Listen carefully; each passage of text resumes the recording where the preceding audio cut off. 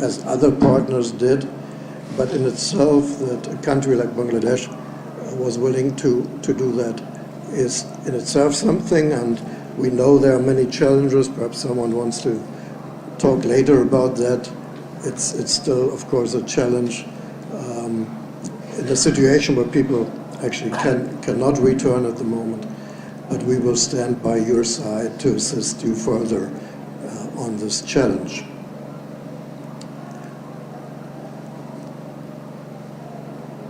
So all in all, I think for my tenure, I would very much like to intensify our political contacts. I will do my best to bring high-ranking visitors from Germany to Bangladesh and vice versa, of course. I think this exchange is important. I will do my best to bring business leaders from Germany to Bangladesh, because business lives from business to business contacts, not from business to government contacts. It's important that business people see the situation themselves and see the huge opportunities that are here. We have many German companies active already here, some for decades. We need more. There's room for more. I think there's going to come more. And yes, you mentioned many young people who are into study in Germany. I think if we handle that in the right way, it's a win-win situation.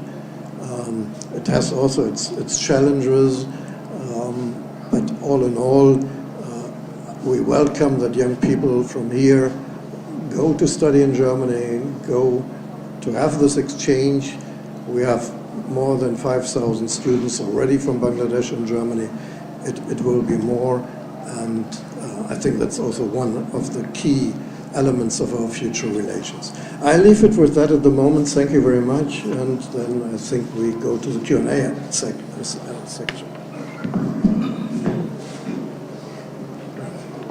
Thank you, Excellency. I think we can take three questions together. First, Rubiapa, and then Nafizadola. Nafiza, you have it? Okay. Okay. Thank you, Ambassador. Thank you for coming and giving us time. Thank you.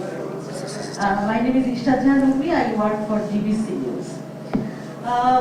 You just told about the free, fair, and participatory election. You just chose the word participatory. In earlier, all our guests, we invite other ambassadors, they told like this, same thing, participatory election. My question is, what do you really mean by participatory? It is, do you mean it's all parties' participation or people's participation? Thank you. Excellency, I'm Nafizadola from Independent Television. I have one question. There is a discussion about buying Boeing or Airbus. So if Bangladesh don't buy Airbus, there is any impact on Bangladesh relationship with European Union? Thank you. Rashad Mehdi, please. Thank you, Excellency. Thank you, Mr. Tika, President and Secretary. I am Rashid Mehdi. I'm from Bangladesh. It's my just simple question. You know that today what is happening, it reflects for the next. So today you are observing this situation. You feel that it is conducive for the next investment to the Bangladesh or next development for the business relationship with Germany. Thank you. Can you repeat what is happening today? Repeat. Please, sorry. What are you observing today? Yeah. Political situation, whole situation. Yeah. So you are observing today. Yeah. You feel that it will reflect for the next, the conducive environment for business in Bangladesh or investment in Bangladesh. Thank you. Yeah. 3%. Then.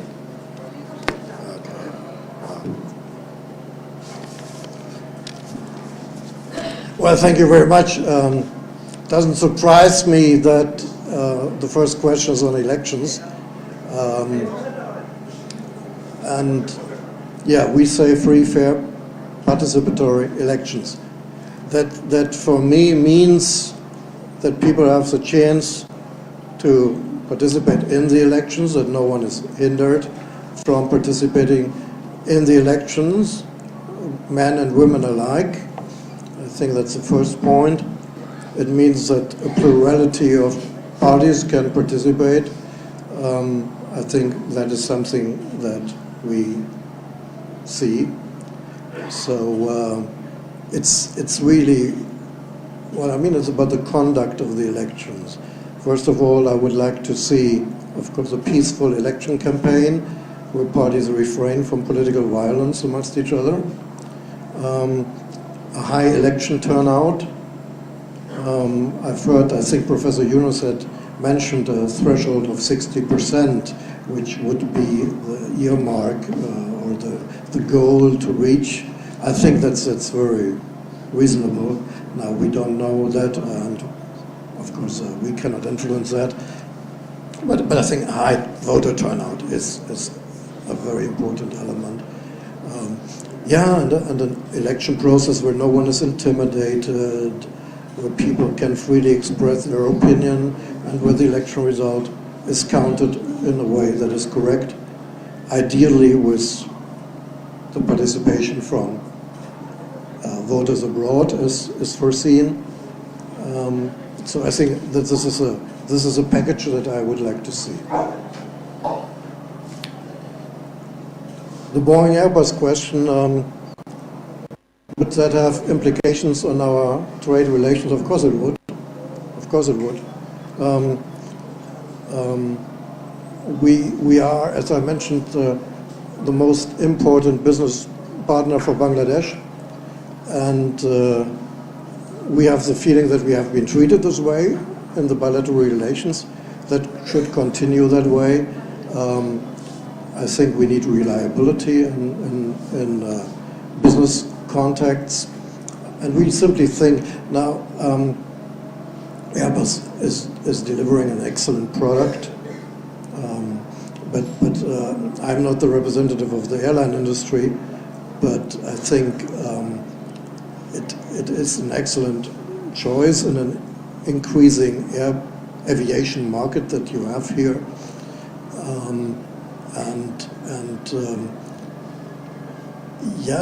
I mean, there is a whole background, of course, when it comes to questions like GSP+. It's not about threatening anyone or so, not at all.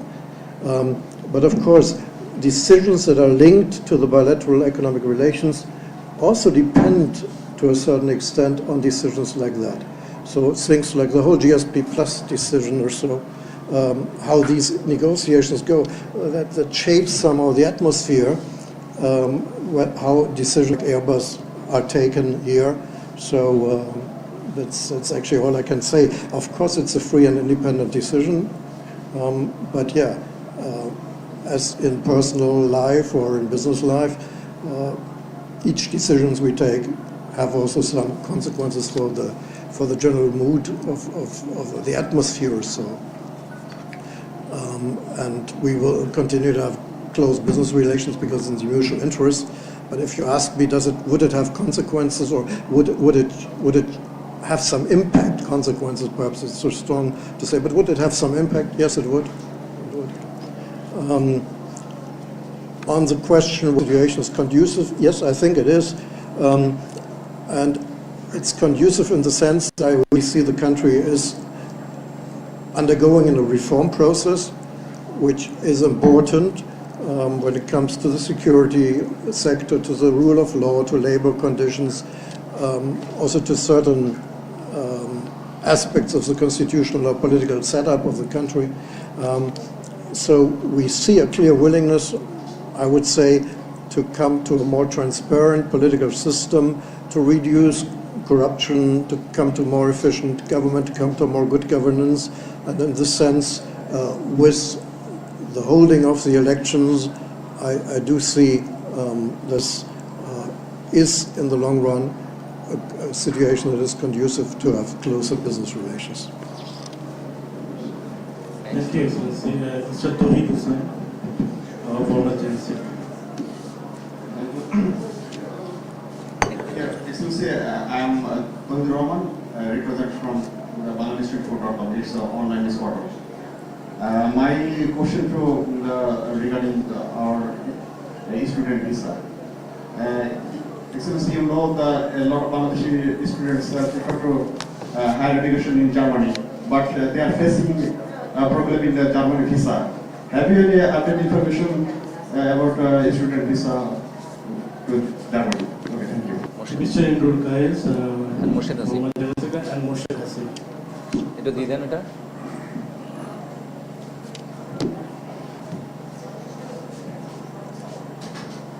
Good morning, Excellency. It's Indrul Kais. I work for Bangladesh.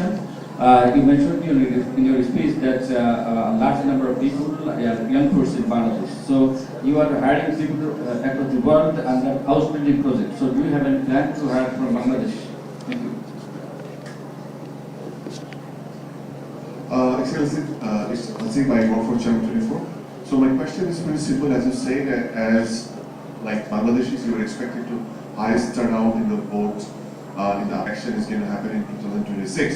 So if you see the role of the Committee of the Consensus with all the political parties in Thailand, how do you see? Do you think to have the largest democratic election in the committee that had with all the political party literally walked out, or still there's more to do? Okay, these three. Yeah.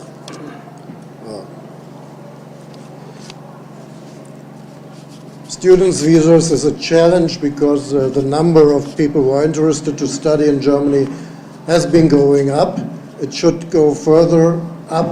We try find organizational means to reduce waiting times, and I have some ideas which I won't tell you here how to reduce the time. On the other side, Bangladeshi applicants could help us by providing correct documents. One problem, to be honest with you, for our visa department is that you have a high number of falsified and not correct documents that are handed in.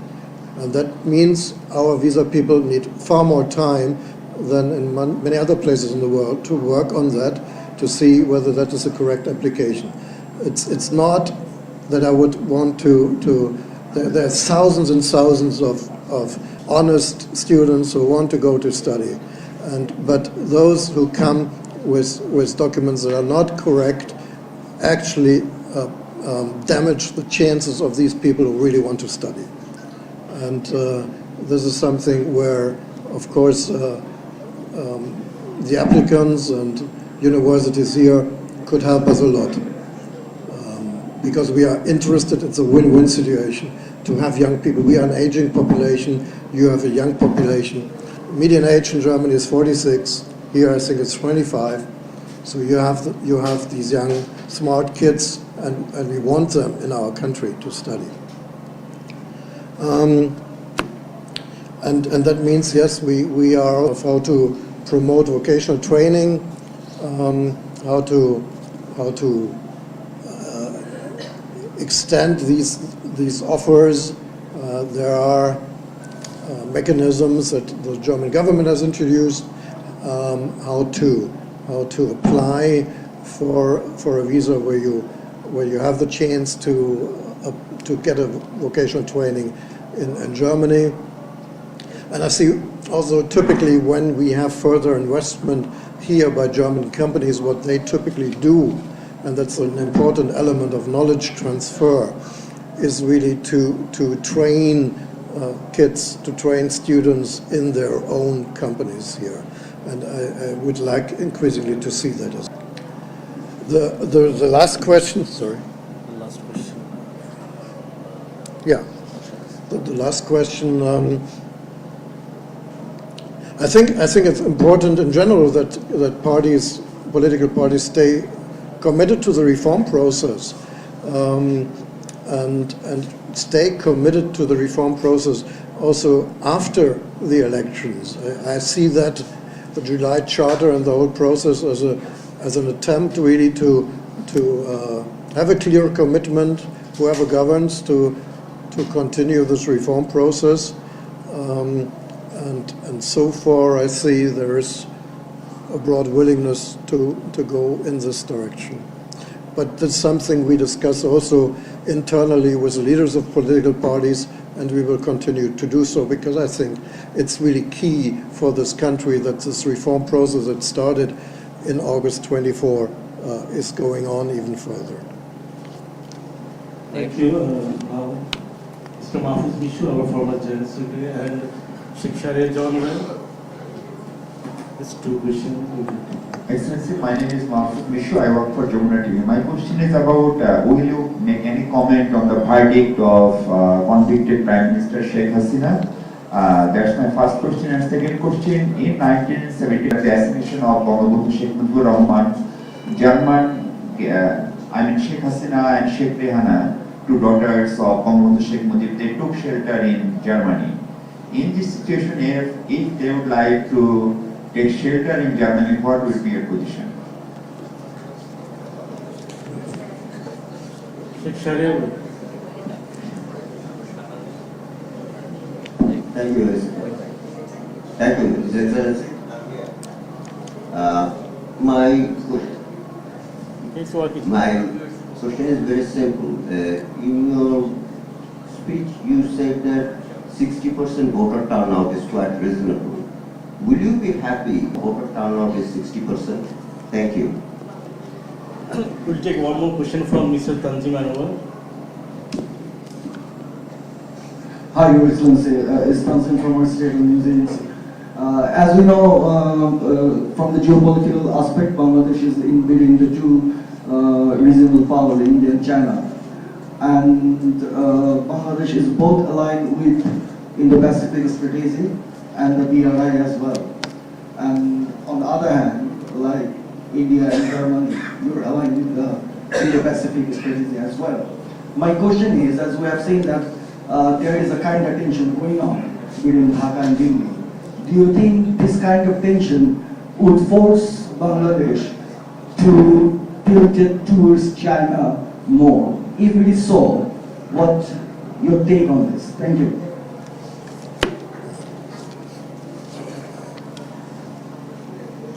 Thank you. So regarding what happened in 1975, that's of course a while ago, and we have not received any question or any wish in that direction. So I think if that would ever happen, I think we would start a discussion process then, but it's such a theoretical question whether we would be willing or not that I think I'm not in a position to answer that. When it comes to the legal procedure, I do think it's of key importance to have a legal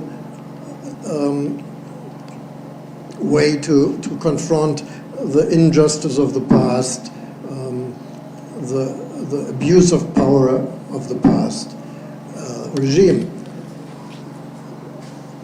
This is important for any country after such a political change. So yes, that has to happen. It has two caveats from my side. The one will not surprise you. The European Union and Germany has always been against the death penalty, without exception, in this case against the death penalty. And secondly, this attempt to confront the abuse of power and the injustice of the past has to be done in a way that respects the basic ideas of rule of law. It has to be due procedure. And I think for the legitimacy of such a process, not only of this or many others that involve people from the former government, I think it would be extremely advisable to have a legal procedure respecting, in a broad sense, the rule of law. I see a full understanding on the government side when we come to this point, when I make this point and others make this point.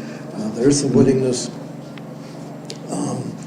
but I think there are cases still where the government and the judicial authorities have to have a closer look whether really rule of law has been respected in a sufficient way.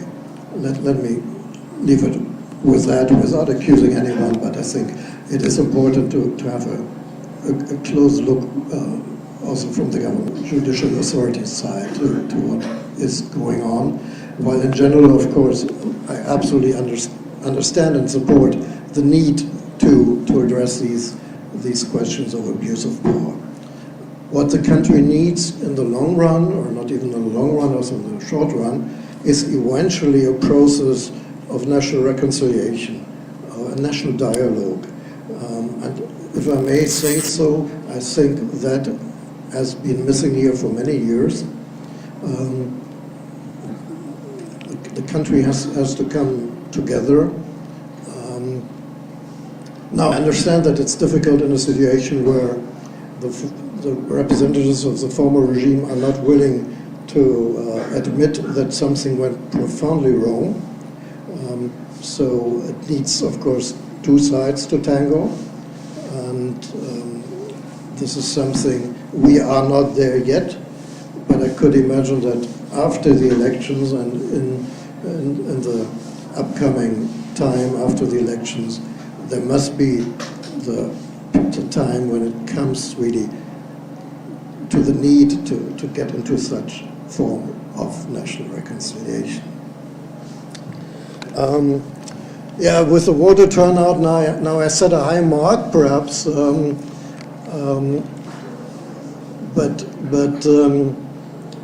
you know, voter turnouts are different in different countries. In many Western countries, they differ from 50 to 80% or so, and that does not really put into question the legitimacy of the elections.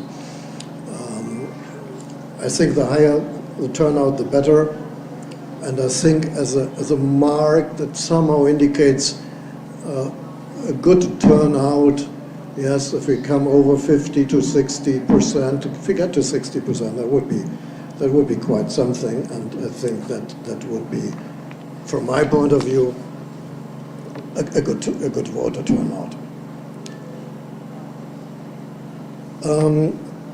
Yeah, and foreign policy question, the regional setup. The region needs regional cooperation. And in Europe we have had very positive experiences with regional cooperation. You know that the European Union, as a form of regional working together, is really working closely together. You know that we are sitting here in the Franco-German embassy. So when I leave my office opposite without any doors or anything in between is the office of the French ambassador. And I think we have come pretty far in Europe when it comes to this form of cooperation. Now every region in the world is different and has other historic experiences, so you cannot completely copy one system.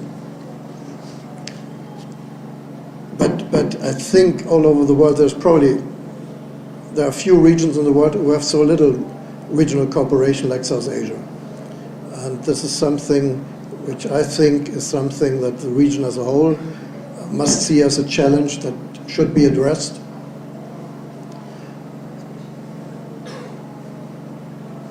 And no matter who governs, I think there are geographical realities that will always be here. Your neighbor will always be India. China will always play a major role.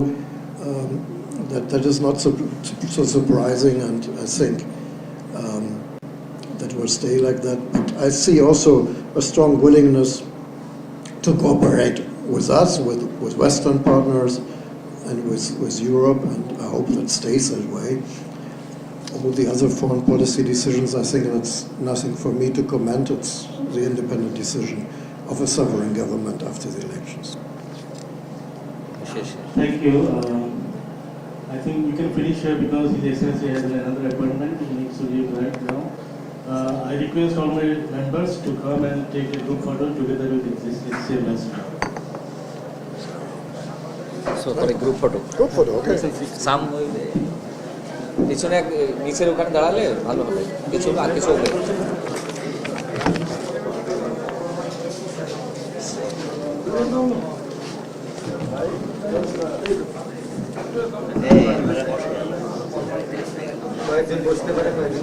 Our colleagues from the Brazil, you can also join please.